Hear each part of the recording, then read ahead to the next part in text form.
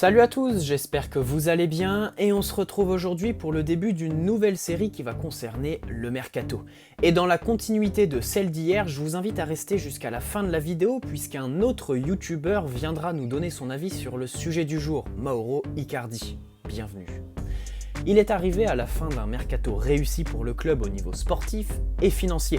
Son adaptation est très rapide, il est aligné d'entrée à la pointe de l'attaque parisienne orpheline de sa MCN contre le Real pour ce qui sera le point de départ d'une impressionnante montée en puissance.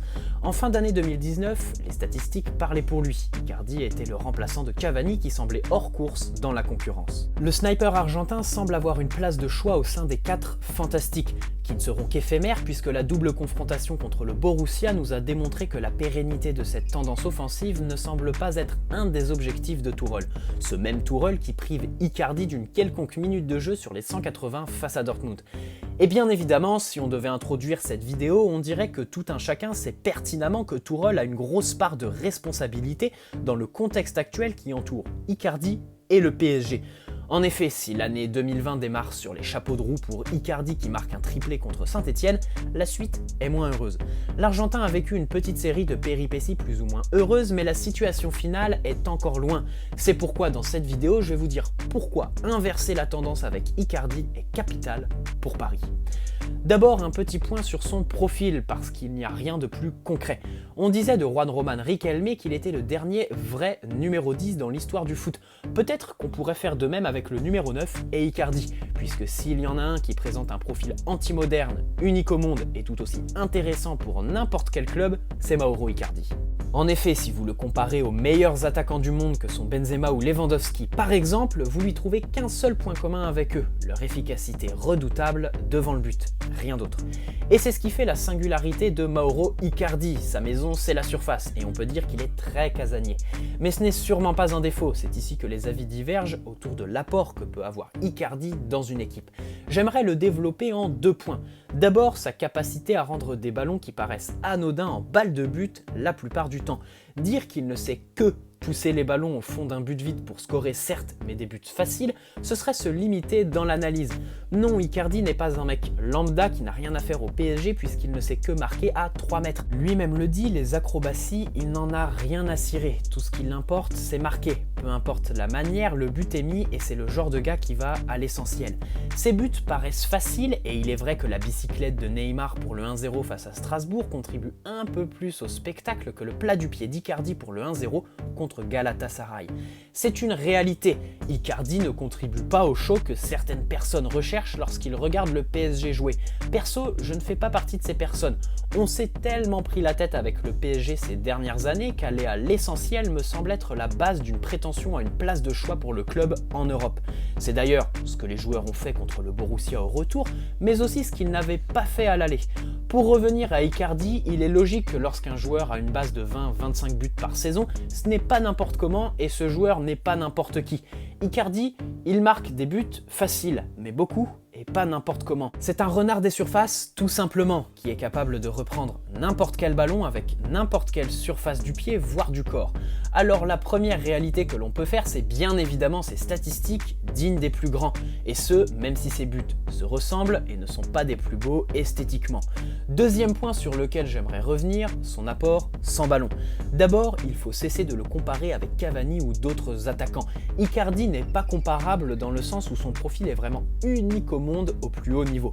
En effet, si Cavani est capable de courir 12 km et ainsi couvrir une très grande surface du terrain, en aucun cas on peut en demander autant à Icardi. D'ailleurs, ce serait nuire à son obsession première, le but. Mais en 3 temps, je voudrais m'arrêter sur son jeu sans ballon. D'abord, quand son équipe a la balle, ses déplacements sont toujours intéressants dans le sens où il ouvre pas mal d'espace et avale certains défenseurs adverses. Et ça, on l'a très bien vu cette année, la complicité qu'il a sans ballon avec la Formule 1 qu'est Mbappé, c'est bénéfique. Il ne faut pas le voir comme un attaquant immobile qui inquiète les adversaires que lorsque le ballon est dans la surface, loin de là. Non, c'est un véritable poison qui pèse sur une défense quoi qu'il arrive. On l'a très bien vu contre le Real, notamment sur le premier but où c'est flagrant. Lorsqu'il décroche, les défenseurs savent pertinemment qu'il est capable d'orienter ou de se retourner. Du coup, ils le suivent et tombent dans le panneau.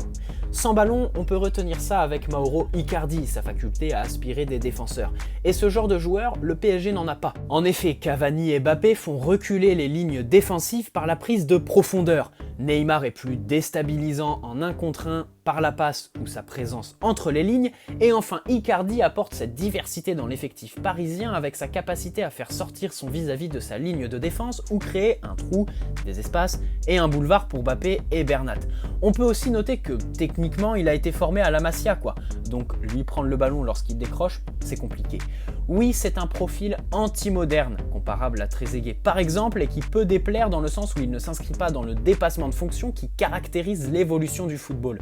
Et le seul bémol que l'on pourrait éventuellement poser sur son profil, c'est sa capacité à apporter assez dans l'éventualité d'un match où il ne marquerait pas. En gros, si Icardi ne marque pas, apporte-t-il assez pour compenser sa présence diabolique devant le but? Et ça, on l'a vu au retour contre le Real Madrid en novembre. Quoi qu'il en soit, pour vous donner mon avis personnel, je vous dirais que sur son profil, je n'ai aucun doute. Ça fait du bien d'avoir quelqu'un qui est à contre-courant de la mouvance actuelle et qui sait se montrer important au très haut niveau. Son profil apporte un peu de caractère à cette équipe du PSG qui se caractérise en grande partie par sa créativité. Et je n'ai pas de doute concernant son apport. Lorsqu'on l'a signé début septembre, on savait à quoi s'attendre et on a vu le Icardi auquel on s'attendait. On note aussi que s'il ne redescend pas jusqu'à la ligne médiane, il est capable de s'arracher pour gêner la première relance adverse, il ne faut pas oublier ça non plus. Il ne rechigne pas lorsqu'il faut aller oppresser l'adversaire haut sur le terrain. Par contre, oui, on peut nuancer en disant qu'il ne redescendra pas s'incorporer dans le bloc équipe en phase défensive. Et puis bien évidemment de l'efficacité, on en a besoin au PSG. Ici j'ai envie de citer Pierre Ménès puisque je suis assez d'accord avec lui sur ce point. Certes Cavani a mis 200 buts avec le PSG mais il a eu 500 occasions. Vous mettez les mêmes à Icardi, il est à 400 buts, ce qui est une réalité pour moi aussi. Honnêtement, dans le football actuel, qui est aussi efficace qu'Icardi? Et ici, on va faire la transition avec la seconde partie de cette vidéo en reformulant. Dans le football et sur le marché actuel, qui est aussi efficace et au même prix qu'Icardi? Peut-être personne.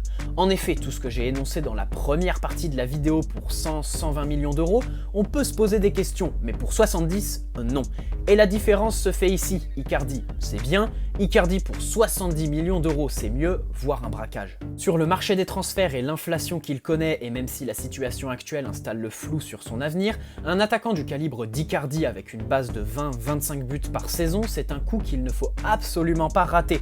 En plus de ça, vous ajoutez le fait qu'il ait 27 ans et vous trouvez le remplaçant de Cavani qui est sur la fin. J'aimerais aussi rajouter qu'au sein de l'attaque parisienne, avoir un attaquant assez statique et qui n'occupe qu'une petite zone du terrain, c'est pas idiot du tout.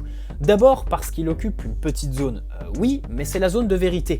Et ensuite parce qu'au sein d'une attaque remplie de profils qui aiment dézonner comme Neymar ou Di Maria, ça fait du bien d'avoir un point fixe. Et ça, il faut s'en rendre compte. Maintenant, arrive la volonté du joueur. Vous l'avez compris, je fais partie de ceux qui veulent absolument le signer définitivement parce qu'il est un coup presque parfait et parce qu'à la veille d'un mercato qui s'annonce inédit avec les départs de Cavani et Choupo, s'assurer la signature d'un attaquant dont on a déjà vu les capacités sous notre maillot, c'est un gros plus et le laisser filer nous rajouterait un chantier colossal dont on se passerait bien. Mais s'il ne veut pas rester, qu'il parte. Les joueurs passent, le club reste. Si Icardi veut partir, ne le retenons pas. Maintenant, pourquoi voudrait-il partir? Il y a deux facteurs, Tourelle et sa famille. En effet, c'est une évidence, personne ne peut nier le fait que sa relation avec son entraîneur s'est dégradée depuis janvier. Et un départ d'Icardi pourrait être conditionné à l'avenir de Tourelle qui est aussi incertain. Si Tourelle reste, ça n'aidera pas les négociations avec Mauro Icardi. Si Tourelle part, je ne vois pas comment le PSG pourrait ne pas retenir Icardi, à moins que les raisons soient personnelles. En effet, vous la connaissez tous, la fameuse Wanda Nara qui fait parler d'elle en permanence. Elle n'a jamais caché le fait que l'arrivée d'Icardi à Paris l'a distancé avec ses enfants qui restent en Italie et qui ne devraient pas le rejoindre en France. Et ça se comprend, là-dessus on ne peut pas discuter, on parle d'un sujet personnel et que l'on ne connaît pas. Alors que Mauro Icardi veuille revenir en Italie parce que ça lui permettrait de vivre au quotidien avec ses enfants et parce que ça soulagerait sa femme des allers-retours entre France et Italie, on le comprend parfaitement et ici on ne peut pas y remédier ni discuter de quoi que ce soit. Mais s'il veut partir, qu'il parte. Maintenant, s'il exprime une envie de rester à Paris, fonçons les yeux fermés. Qu'il veuille partir à cause de ses relations avec Thomas Tuchel, ce serait un véritable aveu d'échec. Maintenant, si les raisons sont personnelles, on ne peut pas discuter. Surtout qu'il faut souligner le fait que depuis son arrivée au PSG, il n'a pas fait parler de lui et a respecté le club. En effet, sur le terrain, il a toujours été exemplaire. En dehors, on entend parler de sa femme, certes, mais pas de lui. Et les quelques rumeurs de colère au sein du vestiaire lorsqu'il a appris qu'il ne jouerait pas contre le Borussia, personne ne les a confirmés et ça fait partie de l'interne. Voilà, pour 70 millions d'euros, oui, Paris doit acheter ce buteur né pour marquer de n'importe quelle manière, même si on peut avoir des doutes sur son apport quand la réussite ne lui sourit pas. Rappelons encore une fois qu'il est un des seuls au monde capable de rendre un ballon anodin en balle de but. Avec lui dans votre équipe et le ballon dans la surface adverse, je peux vous assurer que vous faites des ravages dans n'importe quelle défense.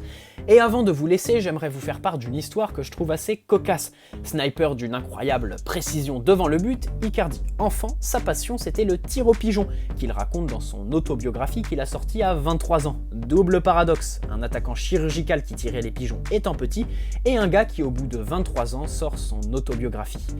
Allez, sans plus attendre, on va étoffer cette vidéo avec le nouveau concept qui visiblement vous plaît avec un autre youtubeur que pas mal d'entre vous m'ont demandé dans l'espace commentaire de la vidéo d'hier. Je vous laisse avec le stratège.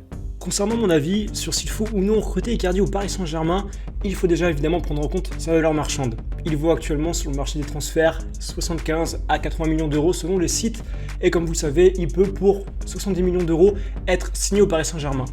Moi je pense, et c'est mon humble avis, qu'il faut dans tous les cas le faire signer au PSG. Parce que même si oui, on sait qu'avec Tourelle il y a un conflit, ça se sent, pas besoin d'être visionnaire pour le voir. Dans tous les cas, si Tourelle reste, au pire on pourra le vendre un peu plus cher qu'on l'a acheté, 80-85 millions d'euros peut-être, à la Juventus qui semble être intéressé par le joueur. Qui plus est, Icardi lui-même, récemment, sa femme, comme vous le savez, la fameuse Wanda Nara, a déclaré qu'il aimerait bien rentrer en Italie, donc c'est une option qui est possible en cas d'incompatibilité réelle avec Tourelle, mais dans le cas où Tourelle part, et bien dans ce cas-là, il aurait la porte ouverte au Paris Saint-Germain et il faudrait bien sûr le recruter. Qui plus est, comme vous le savez, Cavani se fait vieux, il a un salaire qui est colossal. Conserver Cavani sur le banc avec un tel salaire serait de mon point de vue une erreur. Il faut renouveler l'effectif, Icardi est jeune, Icardi a le niveau comme l'a expliqué Romain, un poste idéal au Paris Saint-Germain. On a déjà fort à faire en latéral droit et en milieu de terrain au prochain mercato. Autant se simplifier la vie, on a déjà un avant-centre tout trouvé qui a l'air de bien s'entendre avec l'équipe, qui a le niveau. Recrutons-le et construisons l'avenir avec lui. Voilà, merci à toi le stratège pour ta participation à cette vidéo, ça fait toujours plaisir de recevoir des youtubeurs de ton style. Et bien évidemment, ça vous fait plaisir à vous, les abonnés. N'hésite pas à poser un like si cette vidéo t'a plu, me donner ton avis sur Icardi dans l'espace commentaire et t'abonner si ce n'est pas déjà fait. Bonne soirée à tous, prenez soin de vous, allez Paris, ciao.